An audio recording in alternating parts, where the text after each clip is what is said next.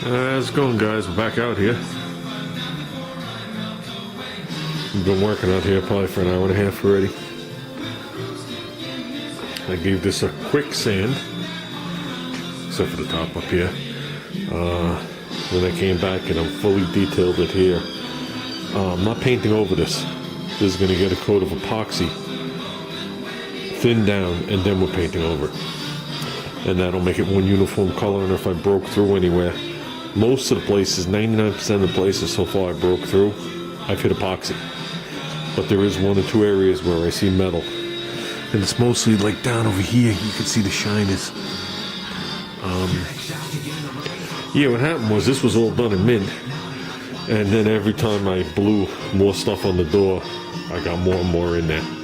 So it got rough. So this is ready for its final sand. This technically is also. But the dust, if you know what I mean, kept blowing on top of it. And we don't want to deal with that. This one, the rear strike is going to stay. Okay, we'll tape it better than that. Rear strike is going to stay. I pulled off the front one already. I'm going to sand these pins down like I did the other side. Make them ready.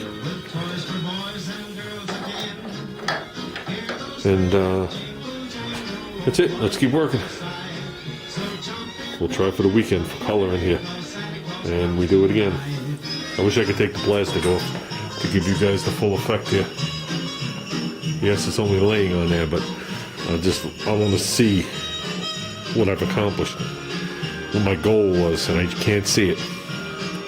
You know, it was all part of a goal and part of a look, and we can't see it.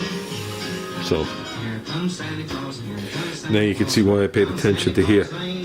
You see this underneath here. This you're never going to see. And this, you know what I mean, you might catch glimpses of it.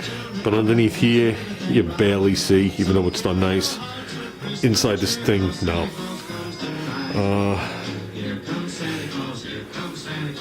And it's not on all the way either. So, yeah, we got some wet sanding to do. We'll be on this working. I made a video talking about all that. I didn't even post. That's another discussion. And to answer Kenny real quick, Street Router 100, this brand name base, once you put the base coat on, you have 24 hours to clear coat it. After that, you got to sand it again and rebase it. That's why I didn't wait till the end. And since I don't have like a team of 3 here, and we're not in the shop, I can't do this all in one shot. So we have to do this at my pace that I could possibly do this. So, yeah, that's the joys of a small garage. But we'll get it done, guys.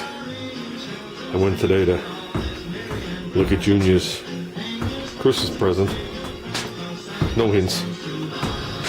So, I want to make sure he's driving on 4 brand new radials. So, but okay. I'm going to work in here. Well, I got to get up there, then I'm going to work down here and make sure I get everywhere. The smoother I get it, the better it's going to be. Especially this. This has to be perfect, as we know, guys. This is all seen. Everything after that, we do the best we can. So, better we do it. When the mistakes come, the less you notice it. Okay, guys, 2 things. One, right off the bat, I'll just say real quick, both the Junior's header mufflers are done. The other pair had come in. They sat here for like a week. I finished those up tonight before I came home, so they're done. So when the time comes to put those on, we're good. That should sound sweet. I just got to decide which way we want to put them on. You could have the slight louver. They're not big louvers. You could have the slight louver that have a spiral, and that'll muffle it down and give it a deeper tone. Or you could put it the other way, and then the reverberation goes into the glass pack. And they really bark. Either way, when you stand on the car, it gets kind of loud. Obviously, with the louvers going away from the exhaust, it's going to get even louder. It turns it almost straight pipe. I'm more worried about when he drives past the cops. But let's get past that. What do we got going on here? This jam is pretty much sanded. What you see. Okay, I have not done the hinges yet, but I've done here and all around the hinges again. I mean, I had this all done already, if you guys remember. So I'm getting everywhere I can with 320, and then the tiny little nooks and crannies that I can't really get to with the 320, we're getting with the Scotch-Brite pen, because I want to make sure there's no flaking paint. Obviously, you're not going to see the other side of the hinge, so you say to yourself, why bother? Why bother? Because after 18 hours, this stuff locks and you have to unlock it. So there's a mechanical bond. Obviously, wet on wet is the strongest. Mechanical bond comes secondary if you don't sand it. We won't even answer that one. So we're doing good. This I'm going to bring to 400. Okay, and that's as far as I'll push any kind of epoxy, and that'll just be the face of it. 400, I'm not going to spend a lot of time on it with the 400. I just want to get rid of as many sanding marks as I can. I don't even think you'd see the 320, because I've 220'd and then epoxied and never had a problem.